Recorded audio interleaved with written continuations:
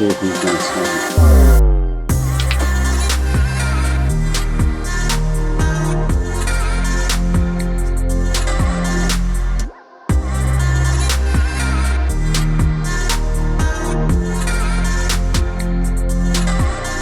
The shot I'll be looking at today is from Earl Strickland, and he's playing against Shane Van Boening in a race to 15 and 10 ball on a 10-foot table. If you haven't seen this match yet and you want to check it out, you can go see it on Inside Pool Magazine's YouTube channel, which I'll have linked in the description below.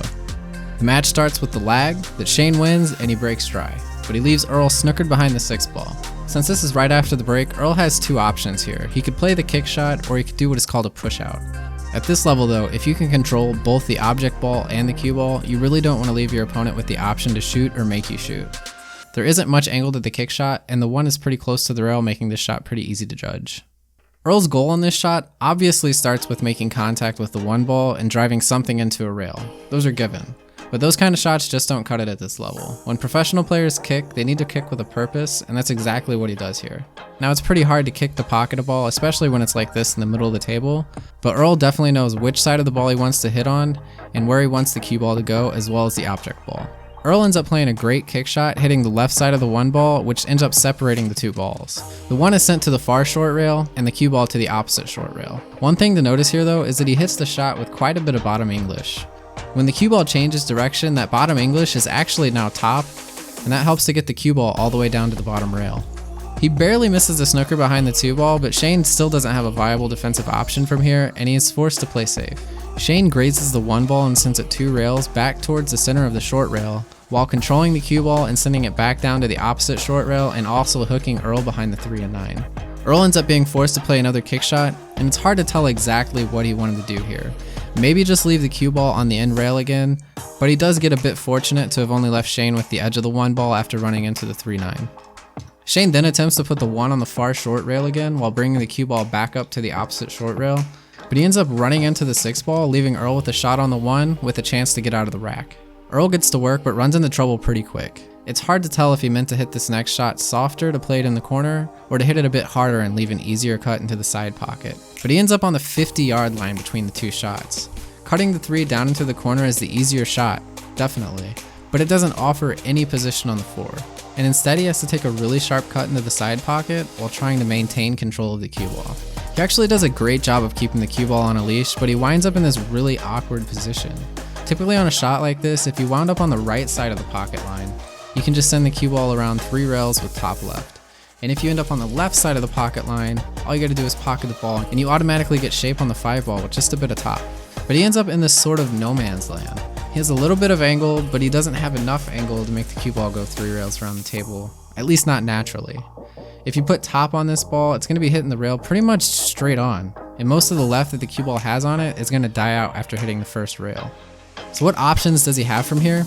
One option is to stun the cue ball 3 rails with a ton of left and hope that it gets all the way down to the 5. But you really have to hit this shot hard, and it's still difficult to get the cue ball all the way around the table. I tried this a couple times on a 9-foot table and ended up about a diamond short every time.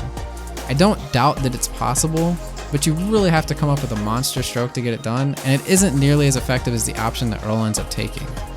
You could try to play the shot with top right, but there's just too much traffic to navigate, and it's a lousy position even if you do get to where you can see the 5 ball.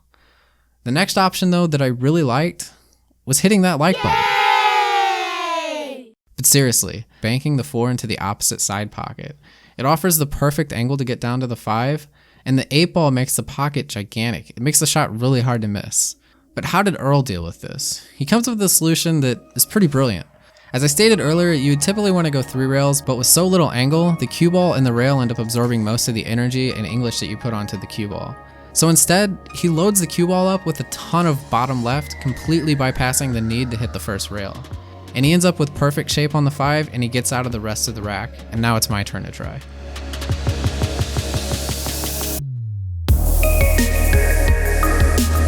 I have to say that this isn't even a shot that I would have thought to shoot from this position. But after I saw it, it did look pretty easy. So easy in fact that I was actually kind of worried about making it on my first attempt.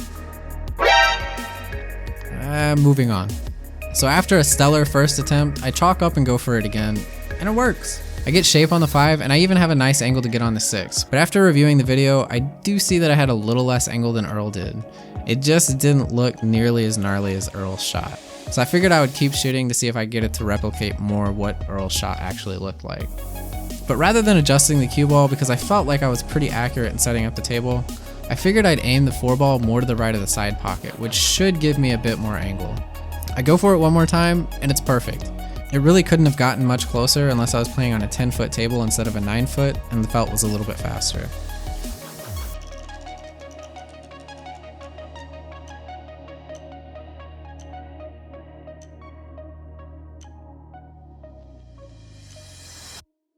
The thing that I really like about this shot though is that it's not a low percentage hit and hope kind of thing, like a lot of the other videos that I've done.